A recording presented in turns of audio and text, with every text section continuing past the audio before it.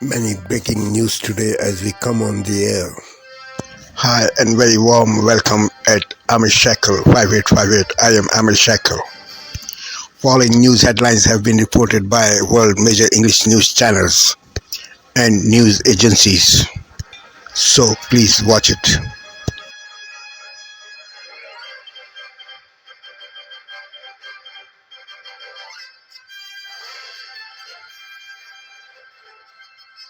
On Tuesday at 8 on ABC and ABC iView.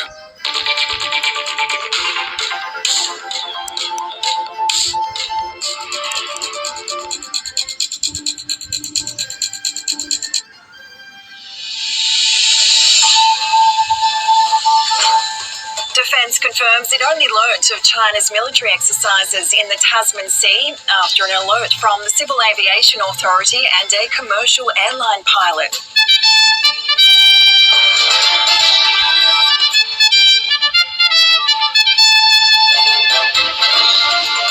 Quid pro quo, Donald Trump expects Ukraine to sign a deal giving the US access to its critical minerals by the end of the week.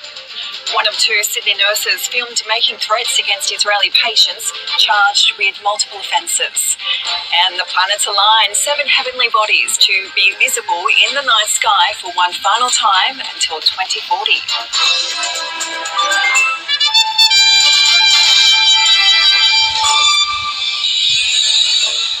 Hello, I'm Meredith Ching and this is ABC News. Tonight, the close call on the runway at Midway Airport. The scary scene in Chicago. A Southwest jet comes in for a landing and then pulls up to avoid hitting another plane. The entire thing caught on camera. How it happened and why it's just the latest unnerving incident rattling flyers in America's skies. More than 20 DOJ staffers resign over concerns for whether Americans' data is being compromised. It comes as there are new protests on Capitol Hill. And now even some Republican lawmakers are warning the White House to slow down on deep cuts. The stunning ruling from the Supreme Court. First, the court blocked the execution of Richard Glossip. Now it's ordering a new trial, one of the most closely watched death row cases in America, and what Glossip once told me. Opening statements in the hate crime case that provoked outrage. A landlord accused of killing a 6-year-old Palestinian-American boy. Shutting their doors, crafting giant Joanne. Closing all their locations and why it could be the worst year ever for brick and mortar retailers overall, with 15,000 stores forecast to close nationwide. High stakes, cattle prices hit new records as beef prices soar and herds dwindle. And there's good news tonight, the touching experience for basketball fans enjoying the game like never before. This is NBC Nightly News with Lester Holt. Tonight, several breaking stories as we come on the air. This near disaster at a Chicago airport, a passenger jet coming in for landing when another jet crosses the runway just seconds before, and you'll see it. Also just in tonight as President Trump reached a deal with President Zelensky, and is Zelensky coming to the White House, and the awful discovery, 3 American women found dead at a resort. First tonight, that chilling video at Chicago's Midway Airport, a passenger flight coming in for landing 150 miles per hour. Pilots just feet from touching down, aborting the landing in the final seconds when another jet crosses their path. The news breaking late today amid intense pressure from President Trump as President Zelensky now agreed to give the U.S. some of the money from Ukraine's rare earth minerals. And is Zelensky soon on his way to the White House? Meantime tonight, President Trump on the eve of his first cabinet meeting, and word tonight Elon Musk will be there. And when asked today if millions of federal workers need to answer that email listing 5 things you've done in the last week on the job, President Trump answering, it's voluntary, but if you don't answer, I guess you get fired. Tonight, the FBI investigating an alleged mass casualty plot was a suspect planning to target multiple police officers. The disturbing discovery, 3 American women found dead at a well-known vacation resort, what resort staff found in their hotel room. The economy tonight, and egg prices are now expected to rise more than 40% this year, more than double the earlier prediction. Tonight, the measles outbreak in the U.S. widening and what has authorities so concerned. Overseas, the mystery illness that can turn deadly within hours of becoming ill, now blamed for more than 50 deaths. Back in the U.S., the ski scheme to steal the home of Elvis Presley, Graceland, and what's now happened tonight. The spectacular sight right off the U.S. coast, a super pod of dolphins suddenly showing off. And tonight, the countdown to the Oscars, first-time host Conan O'Brien, right here tonight. From ABC News World Headquarters in New York, this is World News Tonight. From CBS News Headquarters in New York, this is the CBS Evening News. Good evening, I'm John Dickerson. I'm Maurice Dubois. This time he means it. Maybe. Elon Musk says he's giving federal workers another chance to respond to his email demand for a list of 5 things they accomplished last week, or be fired. He did not set a new deadline. The White House says 1 million responses were received by the original deadline last night. One response we got to see is from Caroline Leavitt, the president's press secretary. And Musk faced a revolt today in his Department of Government Efficiency. 21 staffers resigned, saying they would not be part of dismantling critical public services. Even with that, even with different agencies giving employees different instructions about the Musk demand, Press Secretary Leavitt said Musk, the president, and the cabinet are working as one unified team. Nancy Cordes is at the White House for us tonight trying to keep track of all of this. Nancy. Maurice, even some congressional Republicans began to argue today that Elon Musk and Doge are making calls and giving orders that are best left to cabinet heads, because now there are more than 1 million federal employees who aren't sure exactly what to do, and the guidance they got from President Trump himself this afternoon didn't make things any clearer. It's somewhat voluntary, but it's also, if you don't answer, I guess you get fired. There were new mixed messages from the White House today, with Special Advisor Elon Musk now threatening termination for federal employees who don't respond to an email asking what they did last week. The threat comes even after many federal agencies told workers not to respond to the email.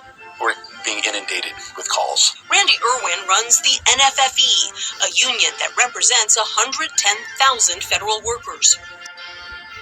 Fox News alert, according to the Washington Times, Kash Patel's FBI opening an investigation into James Comey.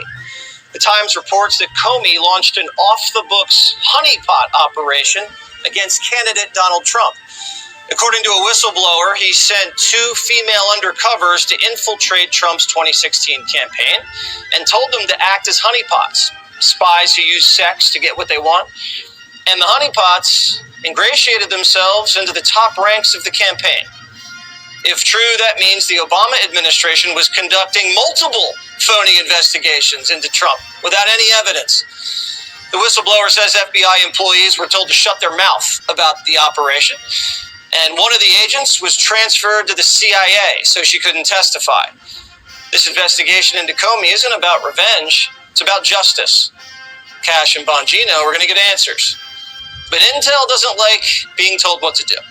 When they saw Musk with the chainsaw doging foreign aid, they started leaking to CNN. If you doge us, there will be consequences. On the CIA's 7th floor, home to top leadership, some officers are also quietly discussing how mass firings and the buyouts already offered to staff risk creating a group of disgruntled former employees who might be motivated to take what they know to a foreign intelligence service. The CIA is telling CNN that if their funding gets cut, they're going to sell state secrets to Russia. Who the hell hired these Benedict Arnolds? The CIA is supposed to be filled with patriots, not sellouts. And the FBI is up to no good, too.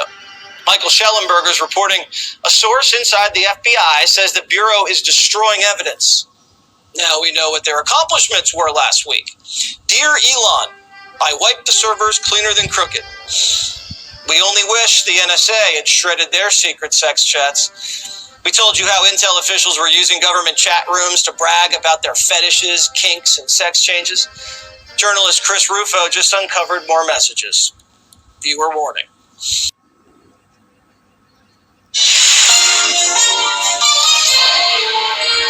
The federal Liberals gaining traction this Tuesday night. What a new poll reveals as the candidates hoping to replace Justin Trudeau hold their first English debate. Another premier suddenly ditches politics. Why Newfoundland and Labrador's Andrew Furey is quitting, and his parting shot at the U.S. president. This guy is a maniac. Indigenous leaders launch a landmark lawsuit against the RCMP. It's prevalent throughout Canada. The crisis the Mounties are accused of making worse. And the power of forgiveness, a grieving father's path to peace after one of this country's worst disasters.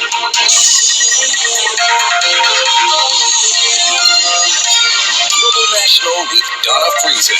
Good evening and thanks for joining us. We begin with some big on France 24 and France24.com. Good morning, I'm Oliver Farry, and this is Daybreak. Kyiv and Washington agreed to a deal that will allow the United States access to minerals and rare earths in Ukraine. It appears to be a victory for President Donald Trump, who has called for America to be compensated for the support it has given to Kyiv. British Prime Minister Keir Starmer says that his government will increase defence spending to 2.5% of GDP, as he maintains that new global insecurity requires a generational response. The move comes ahead of his visit to Washington on Thursday, where he will meet Donald Trump. Chile declares a state of emergency as a sudden blackout plunges most of the country into darkness, strands commuters, and puts phone networks offline. Power has started to return, but the country remains under curfew until 6 a.m. local time. And in India, the festival billed as the largest gathering of humanity draws to a close. The Hindu Kumbh Mela festival wraps up in the northern city of Prayagraj, bringing to an end 6 weeks of celebrations attended by millions of devotees.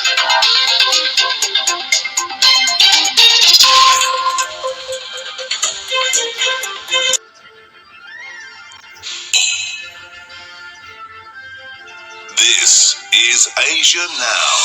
Good afternoon. It's 12 p.m. in Singapore and Hong Kong, 9:30 in New Delhi, and 11 o'clock in Jakarta. I'm Ilakya Silveraji. Let's have a look at the headlines this hour. Ukraine reportedly agrees on the terms of a minerals deal with the U.S. and could sign it on Friday. It's a move Kyiv hopes will lead to future security guarantees from Washington. Hong Kong set to unveil its annual budget with measures aimed at weathering a highly uncertain economic environment. The city is facing its toughest fiscal test in 3 decades. Space is now at the heart of global security, driving everything from surveillance to secure communications. I'm Julie Hughes, reporting to you live from Global Space Technology Convention and Exhibition here in Singapore.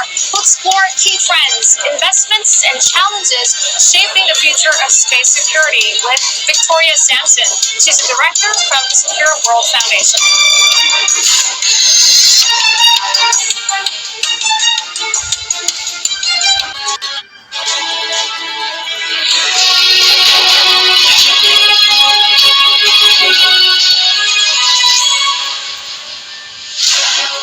Good morning, everyone. It's 6 o'clock on today's show. Rare earths for bombs. Donald Trump says the US has agreed a major minerals deal with Ukraine. Keir Starmer flies to Washington today after announcing the biggest rise in defence spending since the Cold War. It's Wednesday, the 26th of February. Donald Trump says the American taxpayer is going to get their money back plus after agreeing a deal with Ukraine. We'll speak to the Defence Secretary just after 7 o'clock about the government's plan to slash foreign aid budgets to pay for more defence spending. More than 20 cases investigated in a second post office IT scandal. I would give everything to have her back tomorrow. And for her to see her name. Yeah. It's just to say that everyone knows that she didn't do what they said she did. The government's climate advisors say we'll all have to eat less meat, scrap gas boilers, and tax frequent flyers to reach net zero. And then in sport, there was extraordinary scenes as Chris Eubank Jr. slapped an egg into Conor Benn's face. This was at the end of a fiery press conference between the pair ahead of their fight on April the 26th.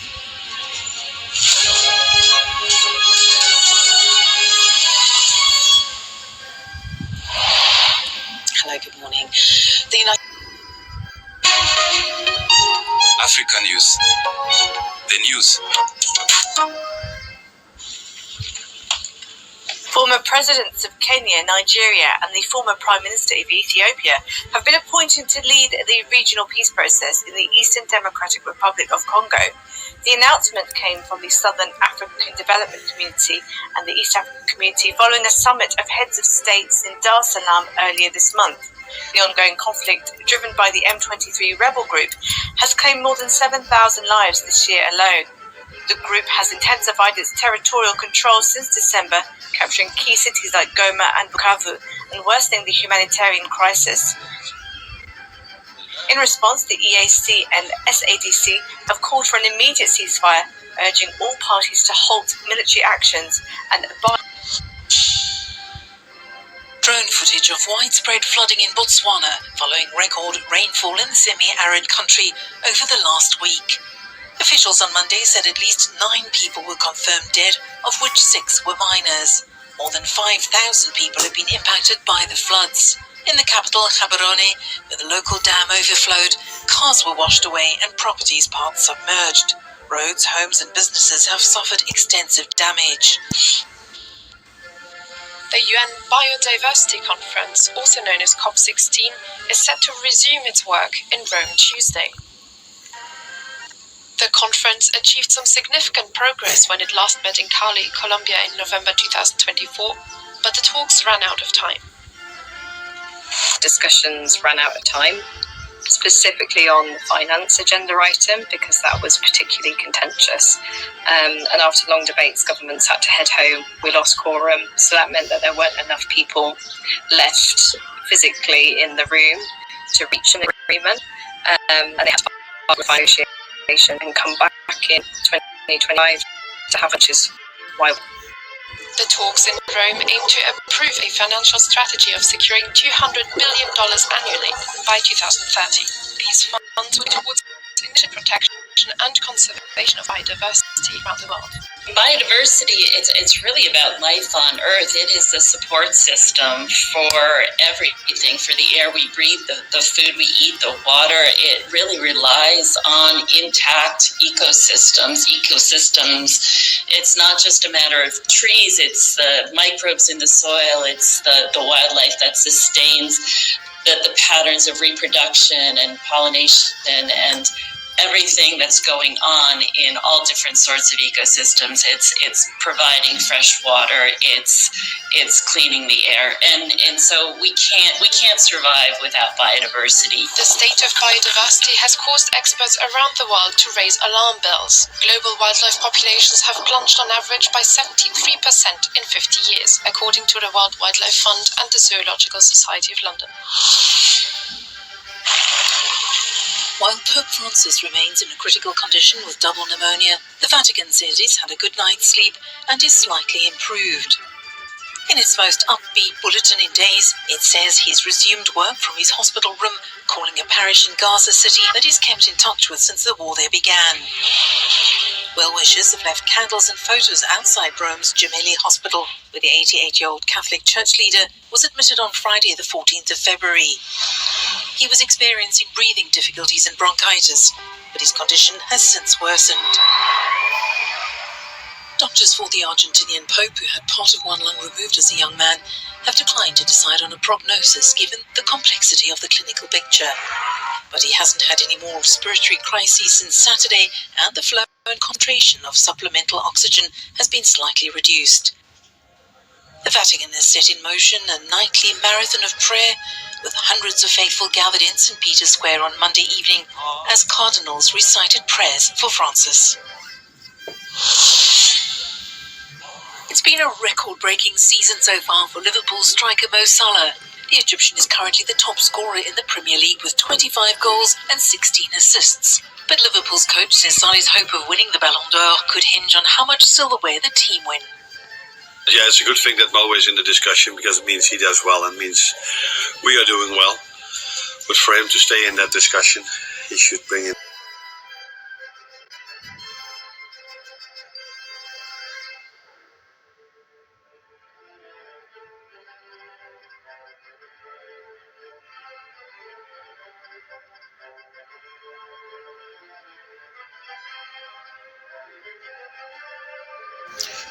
Thank you very much for giving time to Amir Shekel 5858. I am Amir Shekel.